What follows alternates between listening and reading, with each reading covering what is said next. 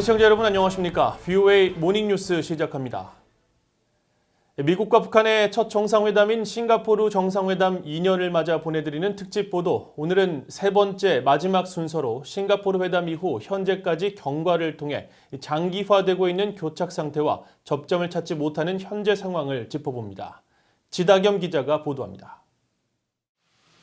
미북 정상 간 첫 회담으로 이뤄진 6.12 공동성명은 이행 방황과 제재 완화 부분에서 양국의 뚜렷한 입장 차이가 드러났습니다. 미국은 비핵화와 제재 완화의 순서에 매우 명확한 입장을 밝혀왔다며 완전한 비핵화가 선행돼야 제재 완화가 있다는 뜻을 분명히 했습니다. Principles remain the same. We expect the full, complete, verified denuclearization of North Korea, and until such time as that occurs, the economic sanctions will remain in place. 하지만 북한은 트럼프 대통령이 대화와 협상을 통한 관계 개선 진척에 따라 제재를 해제할 수 있다는 의향을 표명했다며 단계적 동시적 비핵화 접근법을 주장했습니다. 이런 이유로 추진된 2018년 8월과 11월 미북 고위급 회담은 난항을 거듭했지만 돌파구를 찾지 못했습니다. 두 정상 간 결정으로 이듬해 2월 27일 베트남 하노이에서 2차 정상회담이 열렸지만 협상은 결렬됐습니다.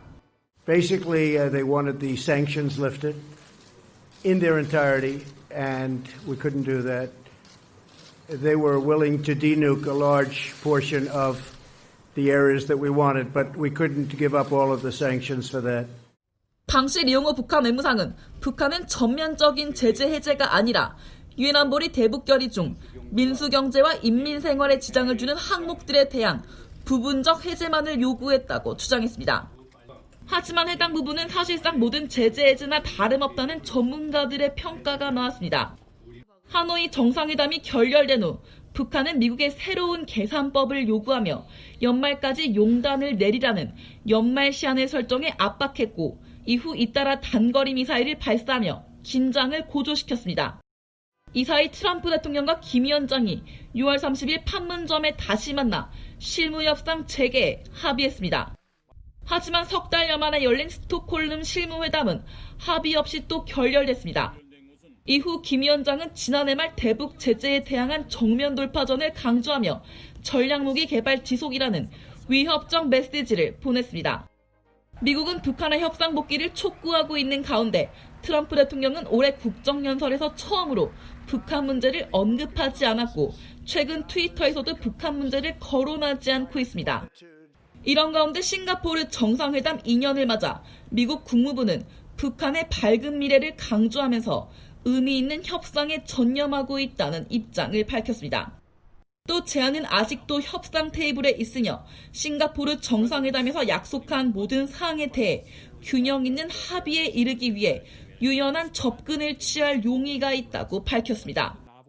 대북 전단 살포 문제를 이유로 한국과의 모든 연락 채널을 차단하는 등 한반도 긴장을 고조시키고 있는 북한은 리선건 외무상의 담화를 통해 미국을 강하게 비난하며 북한의 목표는 미국의 군사적 위협을 관리하기 위한 힘을 키우는 것이라고 밝혔습니다.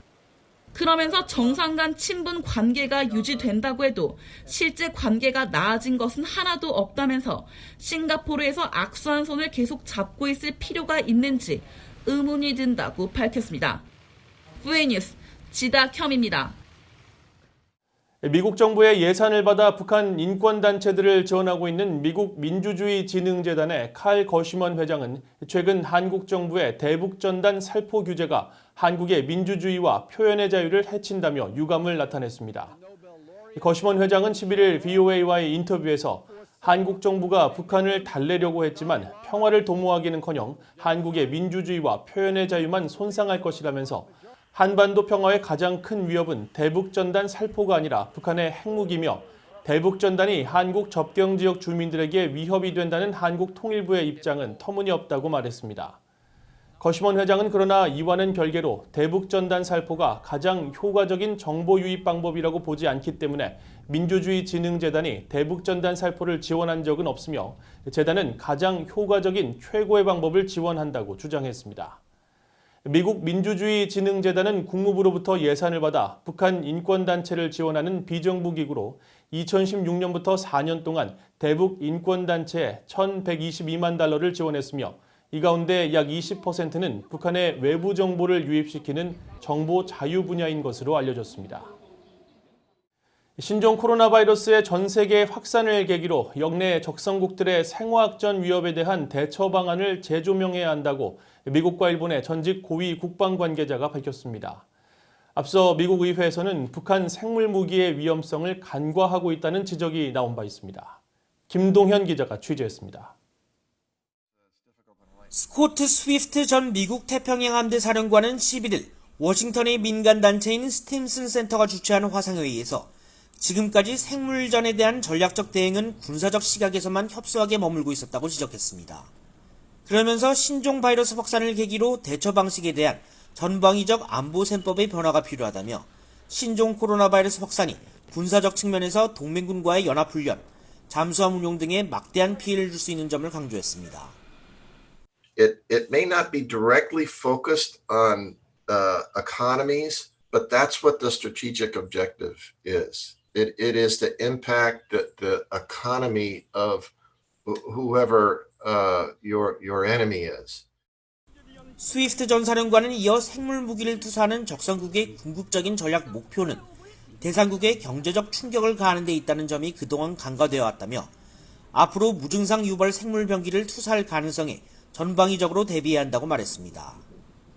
So it's the diversity and strength of your economy that you would be most concerned about from the collateral damage impact of this. 화상회의에 참석한 이소베 고이치 전 일본 육상자위대 동부방면대 사령관도 생물무기의 위험성이 향후 새로운 위협 분야가 될 것으로 전망했습니다. 이소베 전 사령관은 특히 신종 코로나 바이러스 확산을 계기로 일부 독재 정권 지도자들은 이 바이러스를 매우 효과적인 무기체계로 검토할 것이라고 말했습니다. But I think the biological weapons are now emerging. And some of the totalitarian regime leaders may think that the biological weapons are very effective. 앞서 미국 군 당국은 북한의 생화학 병기에 대한 위험성을 지적했습니다. 지난 1월 말 미 하원 군사위원회 청문회에 출석한 존 루드 당시 국방차관은 북한이 화학전과 생물전 분야에서 상당한 역량을 유지하고 있다며 미국 정보당국도 최우선적으로 주목하고 있는 사안이라고 밝힌 바 있습니다. 2018 한국 국방백서에 따르면 북한군은 탄저균, 천연두, 패스 등 다양한 종류의 생물 무기를 자체적으로 배양하고 생산하는 능력을 보유하고 있습니다. VOA 뉴스 김동현입니다. 도널드 트럼프 대통령은 해외 주둔 미군을 줄이겠다는 장기적 계획을 갖고 있으며 주한 미군도 여기에 포함된다고 전 독일 주재 미국 대사가 밝혔습니다. 리처드 그리넬 전 독일 주재 미국 대사는 11일 독일 빌트지와의 인터뷰에서 트럼프 대통령이 최근 주동 미군 감축을 지시한 것은 해외 주둔 미군을 줄이겠다는 장기적 계획에 따른 것이며 이 계획에는 한국과 일본, 아프가니스탄, 시리아, 이라크 등이 포함된다고 밝혔습니다. 대통령의 측근으로 대선 캠프에 합류할 것으로 알려진 그리넬 전 대사는 미국 납세자들은 외국의 안보를 위해 많은 돈을 지출하는 것에 피로감을 느끼고 있다면서 트럼프 대통령이 해외 주둔 미군 철수 결정을 내리는 것은 전혀 놀랄 일이 아니라고 강조했습니다.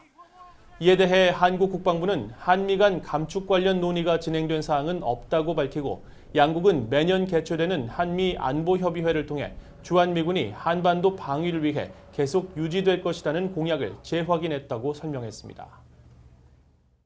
유엔 안보리산하 대북제재위원회는 대북제재 면제 신청 대부분을 신속하게 승인하고 있다면서 의약품과 식품은 대북제재 대상이 아니라는 점을 거듭 강조했습니다. 익명을 요구한 유엔 안보리 외교관은 11일 최근 대북제재 재고를 촉구한 토마스 퀸타나 유엔 북한인권특별보고관의 성명에 대한 VOA의 논평 요청에 대북제재위원회는 인도적 지원 제공 관련 면제 신청을 거의 모두 승인했고 근무일 기준으로 5일 안에 처리했다고 설명했습니다. 이 안보리 외교관은 이어 대북제재위의 임무는 인도적 위기 대응이 아니라 인도주의적 근거에 따라 제재 면제 신청을 검토하는 것이고 대북제재 체제는 인도적 지원을 위한 특정 조항이 있는 몇 안 되는 제재 체제 가운데 하나라고 강조했습니다. 그러면서 대북 인도주의 지원 식품과 의약품 등은 금지되지 않았다면서 대북제재위 의장국은 인도주의 지원 물자가 방해 없이 전달되도록 하기 위해 인도주의 단체들과 긴밀히 협력하고 있다고 밝혔습니다.